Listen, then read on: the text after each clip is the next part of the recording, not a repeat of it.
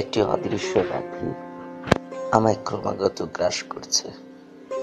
লাল পিঁপড়ে কালো পিঁপড়ের মতো ছোট ছোট খণ্ডে প্রতিনিয়ত কুড়ে কুড়ে খাচ্ছে। হৃদ বেলাভূমি চৈত্রের রৌদ্রে পোড়া জমির মতো ফাটল ধরেছে। আষাঢ়ের বর্ষায় চোখ ভিজে যাচ্ছে। দিনের আলোয় আধারের অপেক্ষা। কি সব অহেতুক কষ্টে নিরুপায় মন গুমড়ে গুমড়ে কাঁদছে। এমন তো চুক্তি ছিল না।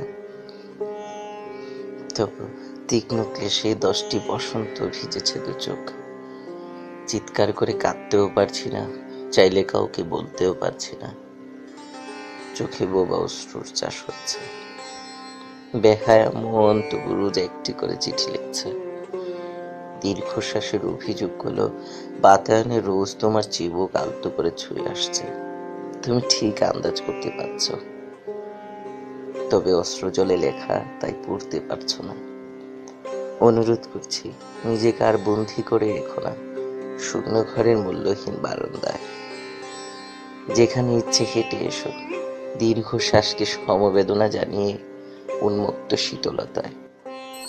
আমাকে নিয়ে ভেবো না, সময় একদিকে গড়াবেই, থেমে থাকবে না।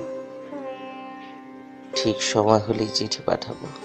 আমার যে অনেক কিছু বলার আছে তোমাকে। শুধু একটু কি জেনে রেখো, সুখের ময়ূর থেকে শান্তির খোরা পায়রা অনেক ভালো ছিল। রাত গড়িয়ে ভোর হলেও আধার কাটেনি, তাই দিনের অপেক্ষা করছে। ভালো থেকো। ইতি, তোমার অদিতি। অদিতি। আষাঢ়ের অবেলায় তোমার চিঠি বৈশাখের ঝড় বয়ে আনলো। পাতা ঝরে পড়ছে সামনের উঠোনে। আম গাছটাও থবনে আছে। ব্যাকুলতায় ছটপট করছে বুকের বাম পাশটা। অসহ ব্যথার বার্তা নিয়ে তোমার চিঠি ক্লান্ত দাঁড়িয়ে আমার অলস বারান্দায়। জানি না এখন ব্যথার পাহাড় বুকে বয়ে বেড়াচ্ছ। তোমার এক একটা চিঠি যেন এক একটা ঝড়ের আভাস। তোমাকে তছনছ করে আমায় ক্রমাগত বিধ্বস্ত করছে।